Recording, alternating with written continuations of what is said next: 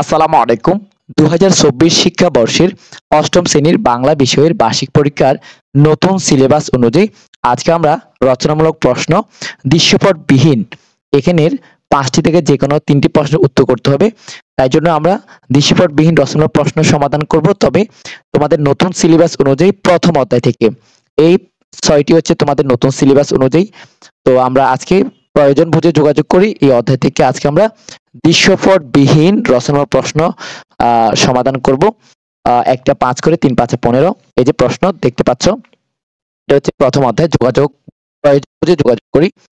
তো এখানে দেখো একটা প্রশ্ন, যোগাযোগের ক্ষেত্রে কি কি বিষয় বিবেচনা রাখা উচিত?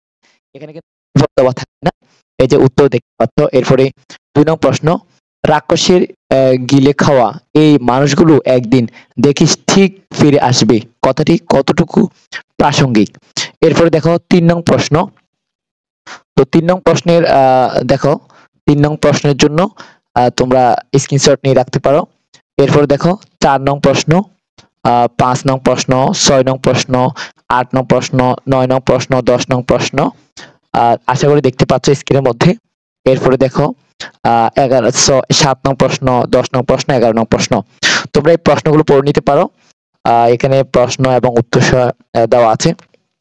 তো তোমাদের এই প্রশ্নগুলো তোমরা শিখবেই, কারণ তোমাদের সিলেবাসে রয়েছে। নতুন সিলেবাস অনুযায়ী এই ৬টি অধ্যায়, তার মধ্যে প্রয়োজন বুঝে যোগাযোগ করি। আর তোমাদের রচনামূলক প্রশ্ন দৃশ্যপটবিহীন থাকবে। ৫টির মধ্যে যেকোনো ৩টির প্রশ্নের উত্তর করতে হবে। একটা ৫ করে ৩ ৫ ১৫। আবারও প্রশ্নগুলো দেখাচ্ছি। এই যে প্রশ্ন, এখানে ১ নং প্রশ্ন, ২ নং প্রশ্ন, ৩ নং প্রশ্ন। ভিডিওটি পজ করে দেখে নিতে পারো অথবা স্ক্রিনশট নিয়ে রাখতে পারো। এরপরে হচ্ছে এই যে ৪, ৮, ৫, ৬, ৯, ১০, ১১। এরপরে হচ্ছে এই যে ৭, ১১। বন্ধুরা, আজকে ভিডিওটি এখানে শেষ করছি। আল্লাহ হাফেজ।